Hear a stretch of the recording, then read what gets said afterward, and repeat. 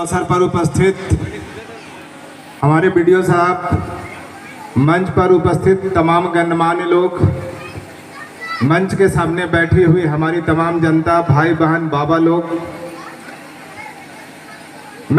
चूँकि मैं लेट से आया हूँ उसके लिए मैं सबसे पहले क्षमा प्रार्थी हूँ। मुझे हाई कोर्ट में कुछ काम था इसलिए मैं हाई कोर्ट चला गया था, समय से नहीं आ पाया, इसके लिए मैं क्षमा प्रार्थी हूँ। तो सबसे पहले मैं जानना चाहता हूँ कि यहाँ कितने विद्यार्थी बैठे हैं, कृपया करके हाथ खड़ा करिए। जो कॉलेज में है या स्कूल में है, कितने विद्यार्थी? चलिए, बहुत बढ़िया। और कितने ऐसे माता हैं, पिता हैं जो यहाँ बैठे हैं, मतलब गार्जियन कितने हैं? हाथ खड़ा करिए। चलिए, बहुत बढ़िया। तो बहुत सारी बातें हो गई हैं। अब मैं जो बातें बताने जा रहा हूँ बहुत ध्यान से आप लोग सुनिएगा। आज के समय में हेल्थ और वेल्थ दोनों आवश्यक है। तो आप वेल्थ तभी कमा सकते हैं जब आप अच्छी तरह से पढ़ाई करेंगे। तो उसके लिए मैं कहना चाहूँगा कि अच्छा, बच्चों से मैं पूछना चाहता हूँ, कितने बच्चे हैं जिसके माता पिता नौकरी करते हैं? ईमानदारी से हाथ खड़ा करिएगा, इसमें लजाने शर्माने वाली बात नहीं है। कितने बच्चे ऐसे हैं जो नौकरी करते हैं, उनके माता पिता? चलिए, बहुत अच्छी बात है, कोई दिक्कत नहीं है। तो खास करके यहाँ पर वैसे बच्चियां हैं जिनके माता पिता नौकरी नहीं करते हैं। अगर एक किसान का बेटा या बेटी BDO, CO, IAS, IPS, doctor, engineer बन जाए तो क्या होगा? क्या होगा बताइए? अच्छा होगा कि बुरा होगा? अगर एक आईएएस का बेटा, एक बीडीओ, सीओ का बेटा या बेटी, मान ले कि मैं अभी जिला कल्याण पदाधिकारी हूं और मेरा बेटा और बेटी भी जिला कल्याण पदाधिकारी बनते हैं, क्या वो तरक्की कहलाएगा? तरक्की कहलाएगा? नहीं कहलाएगा। मेरे बेटे बेटियों को हमसे ऊंचे पदों में जाना होगा। तो उसी तरह से अगर एक किसान का बेटा या बेटी BDO, CO, IAS, IPS, doctor, engineer बनता है या बनती है तो वो तरक्की कहलाता है। आप बच्चे घबरा जाते हैं। आज के परिप्रेक्ष्य में क्या हो रहा है कि अगर बच्चे अपने माता पिता से 5,000 का डिमांड करते हैं और माता पिता देने में सक्षम नहीं है तो बच्चे नाराज हो जाते हैं, दुखी हो जाते हैं, माँ बाप से बातें करना बंद कर देते हैं। ये बहुत दुखद बात है, मेरा मानना है। और आप सब लोग भी आज से मान के चलिए, खास करके विद्यार्थियों के लिए है, वैसे विद्यार्थी जो कॉलेज में है, स्कूल में है, जिनका सपना बहुत बड़ा है, कुछ बनना चाहते हैं, वैसे बच्चों के लिए है। कम संसाधन के रहते हुए जो बच्चे या बच्चियां अच्छा करते हैं वही तरक्की कहलाता है। तो आज के बाद अगर आपके माँ बाप के पास में पैसे नहीं है, उनकी आर्थिक स्थिति अच्छी नहीं है, आपका जो डिमांड होता है उसको पूरा नहीं कर पाते हैं, तो आपको नाराज नहीं होना है। आपको ये सोच के पढ़ाई करनी है कि जो स्थिति आज मेरे मम्मी पापा का है वो स्थिति कल आने वाले दिनों में मेरे बच्चों का ना हो। आप लायक रहेंगे, उस स्थान को पाए हुए रहेंगे, तो आपके बच्चे जितना डिमांड करेंगे आप अच्छी तरह से फुलफिल कर सकते हैं। नौकरियां 3 तरह की होती हैं, एक क्लास 1, एक क्लास 2 और क्लास 3 और क्लास 4, 4 तरह। अगर हम पढ़ लिख के क्लास 1 और क्लास 2 ऑफिसर बन जाते हैं तो हम जीवन को जीते हैं। और अगर हम क्लास 3 और क्लास 4 की नौकरी करते हैं, कोई यहाँ सज्जन होंगे या फिर आपके बीच में भी कोई होंगे जो उन कैटेगरियों में नौकरी करते होंगे, तो आप कृपया करके बुरा मत मानिएगा, उनको अन्यथा नहीं लेंगे। मैं इन बच्चों के लिए बोल रहा हूँ।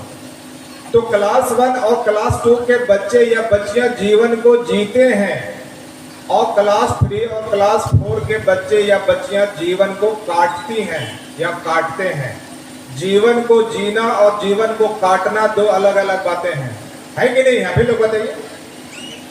एक अधिकारी अगर चाह ले, जैसे मेरी बात करूं, मैं अगर चाह लूं कि मुझे फलना गाड़ी खरीदनी है, मैं खरीद सकता हूं। लेकिन एक थर्ड क्लास और फोर्थ क्लास या फिर किसान या फिर मजदूर अगर चाहेगा कि मुझे गाड़ी खरीदनी है, तो उनको बहुत बार सोचना पड़ेगा कि मैं उस गाड़ी को कैसे खरीदूं। ये बात सही है कि नहीं है? आप ही लोग बताइए। अब मैं अपनी कहानी बताता हूं। मैं पहला क्लास से लेके मैट्रिक तक थ्रू आउट फर्स्ट क्लास हूं। 90 में मैंने मैट्रिक पास किया है। मैट्रिक तक मैं थ्रू आउट फर्स्ट क्लास हूं, लेकिन मैं इंटर में सेकेंड डिवीजन हो गया तो मुझे घर से निकाल दिया। मेरे बड़े भाई बोले कि ये पढ़ता लिखता नहीं होगा। सेंट जेवियर्स कॉलेज, चूंकि मैं सेंट जेवियर्स कॉलेज रांची में पढ़ता था, तो मेरे बड़े भाई बोलते थे कि ये पढ़ता लिखता नहीं होगा, वहाँ गलत संगति का शिकार हो गया है, पीना खाना शुरू कर दिया है। बहुत सारे लोगों ने अभी पीने खाने वाली बातें कही है, मद निषेध की बातें कही है, नशापान की बातें कही है। मेरे बड़े भाई ने मेरे पर इल्जाम लगा दिया कि ये लड़का वहाँ पीता खाता था होगा, इसीलिए ये सेकंड डिवीजन हुआ। लेकिन वैसी बात नहीं थी, मैं पीता खाता नहीं था। बैड लक था कि मैं फर्स्ट डिवीजनर होते हुए सेकंड डिवीजन हो गया। तो सेकंड डिवीजन होने कारण से मेरे बड़े भाई मुझे घर से निकाल लिए। मैंने बहुत समझाने की कोशिश की, लेकिन वो नहीं माने। चूंकि नौकरी में थे, पिताजी नौकरी में, भैया नौकरी में, भाभी नौकरी में, तीन भाइयों का ट्रक बिजनेस है। मतलब मेरी घर की आर्थिक स्थिति बहुत अच्छी है, बहुत अच्छी। लेकिन उसके बावजूद भी मुझे घर से निकाल दिया गया। मैंने हिम्मत नहीं हारी। अगर मैं बताऊंगा तो बहुत सारे माता पिता भाई बहन लोग होंगे या हमारे स्टूडेंट भाई लोग होंगे, वो लोग विश्वास ही नहीं करेंगे। मैंने हिम्मत नहीं हारी। छठ के दिनों में, अभी छठ बीता है ना, कल परसों, छठ के दिनों में मैंने कचहरी चौक में कतारी बेचा है, ईख बेचा है। दीपावली में दिया सलाई बेचा है। होली में गुलाल अबीर बेचा है। रोड के किनारे छोटा छोटा टेबल लगा के मैंने वो काम किया है। टेलीफोन बूथ में काम किया है। ट्यूशन पढ़ाई है, लेकिन अपने पढ़ाई को नहीं छोड़ा। और जिसका नतीजा है कि मैं झारखंड प्रशासनिक सेवा द्वितीय बैच में, मैं ट्राइबल सीट से नहीं आया हूं, मैं जनरल कैटेगरी में पास करके आया हूं। तो आज यहाँ जो बच्चे हैं जो खास करके कंपटीशन की तैयारी करते हैं, उन बच्चों के लिए मेरा सलाह होगा, सजेशन है, अगर मैं वहां पे हिम्मत हार गया रहता तो क्या मैं आज ऑफिसर बन पाता? मेरा दिमाग में एक ही जुनून सवार था कि कम संसाधन है मेरे पास, जिसके बारे में मैंने आपको बतलाया है।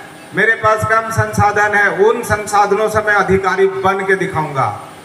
मैं दुनिया का मोह माया को त्याग दिया, पर्व त्योहार शादी विवाह सब त्याग दिया, कहीं मैं आता जाता नहीं था। मेरा दिमाग में एक ही था, पढ़ना है, पढ़ना है और पढ़ना है।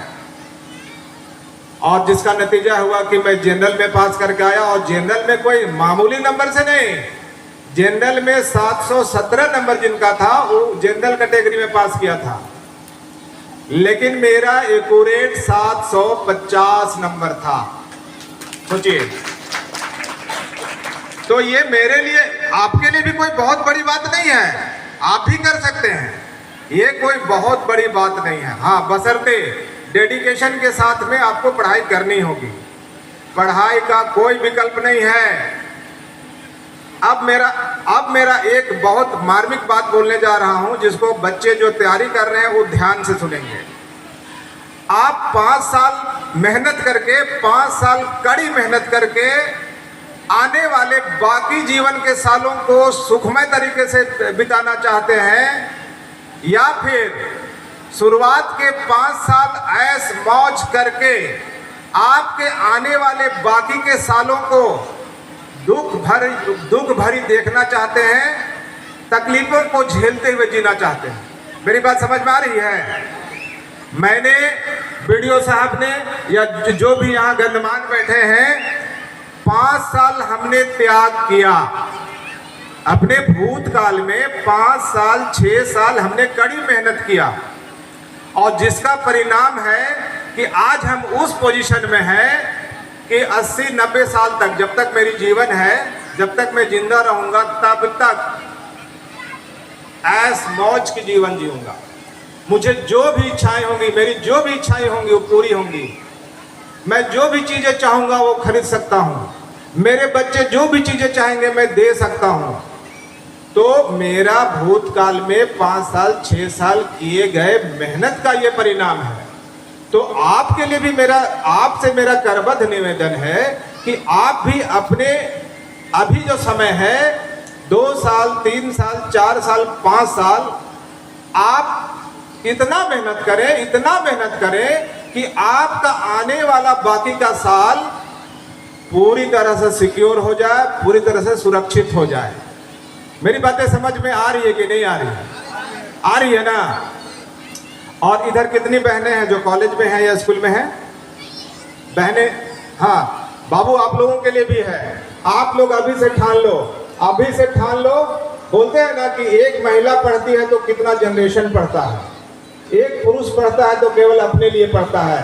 तो महिलाओं में खास करके मुझे बहुत ज्यादा भरोसा होता है, क्योंकि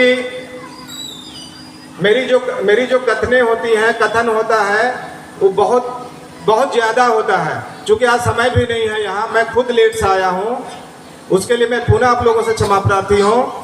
फिर कभी इस तरह का मौका हम लोग प्रोग्राम आयोजन करेंगे, उस पर हम लोग विस्तार से बहुत सारी बातें करेंगे। तो आप लोगों से मेरा यही अंत में कहना है, बच्चों के लिए खास करके, आप अपने गांव का रोल मॉडल बनिए। जैसे मैं जिस गांव का हूं, लोहरदगा मेरा गांव है, घर है किस्को ब्लॉक में। मैं जब ऑफिसर बना, मेरे पिताजी वेटनरी में कंपाउंडर थे। आज का डेट में पिताजी को जब मेरी नौकरी हुई थी तो सारे लोग कहने लगे कि फल्ला का बेटा फल्ला कंपाउंडर थे, वेटनरी में कंपाउंडर थे, छोटी सी नौकरी करके अपने बेटे को ऑफिसर बना दिए। तो किनका मान सम्मान बढ़ा? पिताजी का। मेरा तो बढ़ा, पिताजी का बढ़ा, उस गांव का बढ़ा, उस प्रखंड का बढ़ा, उस जिले का बढ़ा, अंततः राज्य का बढ़ा। तो उसी तरह से आज आप भी रोल मॉडल बनिए, अपने माता पिता को रोल मॉडल बनाइए। आपके माता पिता को भी एक दिन उस गांव के लोग, उस प्रखंड के लोग बोलने पे मजबूर हो जाएं कि फलाना किसानगिरी करके, मजदूरी करके अपने बेटे बेटियों को ऑफिसर बना दिया। भले मुझे घर से निकाल दिया, लेकिन जन्म देने वाले तो माता पिता ही हैं। और मुझे लगता है कभी कभी अगर मेरे माता पिता या बड़े भाई ने मुझे घर से नहीं निकाला होता तो शायद मैं ये अचीवमेंट नहीं प्राप्त कर चुका होता। मुझे लगता है कभी कभी। तो इसलिए कभी कभी तकलीफों को झेलना भी अपने लिए फायदेमंद होता है। तो आपके साथ भी कभी ऐसी घटनाएं घटेंगी तो आप घबराए नहीं। खास करके हमारे ट्राइबल समाज में यही होता है कि हम आर्थिक रूप से कमज़ोर होते हैं, हमारे बच्चों का जो डिमांड होता है उसको हम पूरी तरह से फुलफिल नहीं कर पाते हैं, तो बच्चे नाराज़ हो जाते हैं। नहीं, आप दिखा दीजिए, समाज को दिखा दीजिए कि हम वो चीज़ कर सकते हैं जो बाकी बच्चे नहीं कर सकते हैं।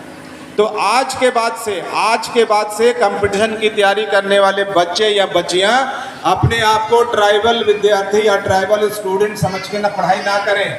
आप अपने आप को जनरल स्टूडेंट समझें और तैयारी करें। देख लीजिएगा, सफलता आपको जरूर मिलेगी। दूसरी बात, आज के परिप्रेक्ष्य में बच्चे क्या होते हैं, सीटों की संख्या देख के डर जाते हैं। मान लिया जाए कि 10 सीटें हैं BDO/CO का और 10,000 लोग आवेदन भरे हैं, तो बहुत बच्चे बच्चियां डर जाते हैं। अरे इस पर डरने वाली कौन सी बात है? आपको कितनी सीटें चाहिए? एक बच्चा को कितना सीट चाहिए? तो वहां कितना सीट है? 10 है ना? तो मुझे एक सीट चाहिए, तो 10 रहे या 5 रहे, 2 भी रहे, तो मुझे दोनों में से एक सीट चाहिए। तो अगर मैं मान लूं कि एक सीट जो है वो मेरे लिए ही है, सफलता नहीं मिलेगी। लगता है भाभी का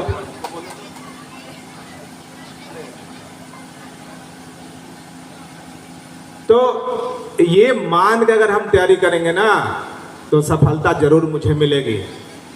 अब बच्चे घबरा जाते हैं, अरे यार इतना कम सीट है, कैसे मैं पास करूंगा, कैसे पास करूंगी। नहीं, मुझे तो एक ही सीट चाहिए ना। मान लेना है कि वो सीट सिर्फ और सिर्फ मेरे लिए है, मेरे अलावा उस सीट को कोई नहीं ले सकता है। आप देखिए, सफलता निश्चित मिलेगी आपको, आप जरूर सफल होंगे।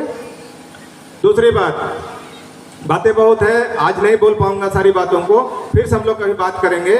आज के बाद से जितने भी दीदी लोग हैं, पिताजी के उम्र के हैं, माता के उम्र के हैं, जिनको भी जिला कल्याण पदाधिकारी से मिलने की जरूरत पड़ेगी किसी भी काम के सिलसिले में, आज के बाद से दिमाग में बैठा आइएगा कि मैं जिला कल्याण पदाधिकारी से मिलने नहीं जा रहा हूँ।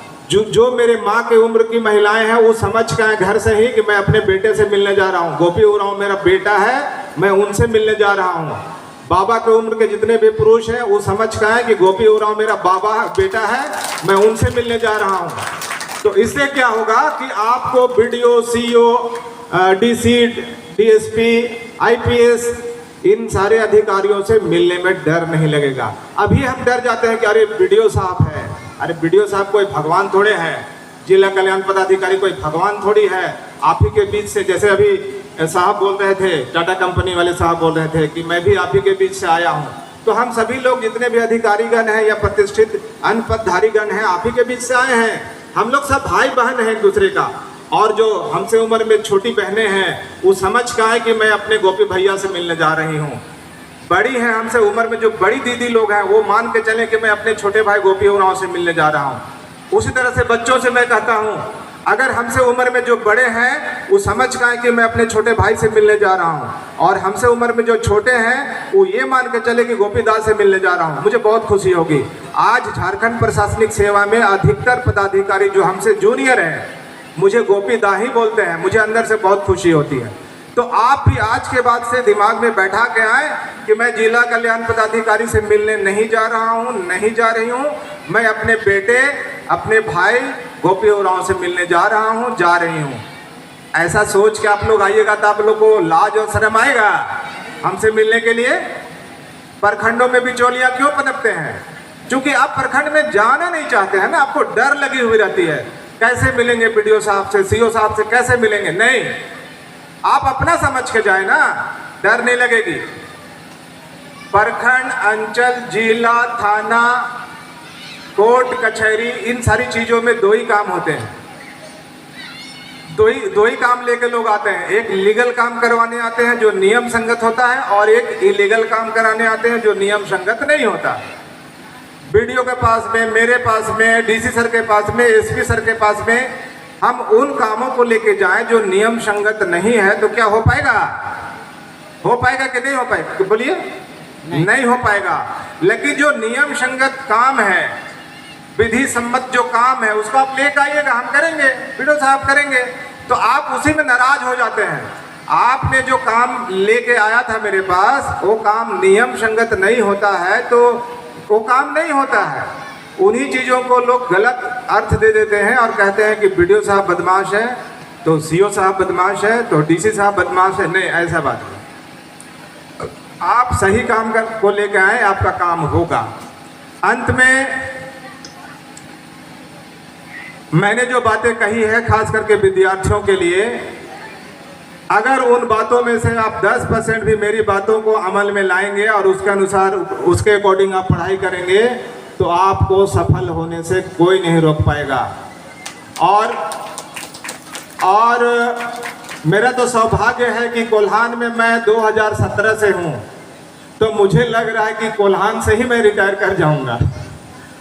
तो मुझे पता चलेगा, मैं चाहता हूँ कि आने वाले वर्षों में अगला जेपीएससी कब हो रहा है? बीडीओ साहब अगला जेपीएससी कब हो रहा है? अच्छा, अभी जो जेपीएससी आने वाला है, मैं चाहता हूं अगले साल की जितने भी बच्चे बच्चियां यहाँ बैठे हुए हैं उनमें से अधिकतर बच्चे बच्चियां जरूर से बीडीओ सीओ बने, जरूर से बीडीओ सीओ बने। और जब अगले साल कार्तिक बाबा की जयंती हम लोग पुनः यहाँ मनाएंगे 102, तो इन पंक्तियों में इसी जिले के, इसी प्रखंड या फिर अगल बगल के प्रखंड के बच्चे और बच्चियां मुख्य अतिथि और विशेष अतिथि बनके इन पंक्तियों में बैठे। लगता है कि लाइन को भी मेरी बातें अच्छी नहीं लगी, इसलिए काट।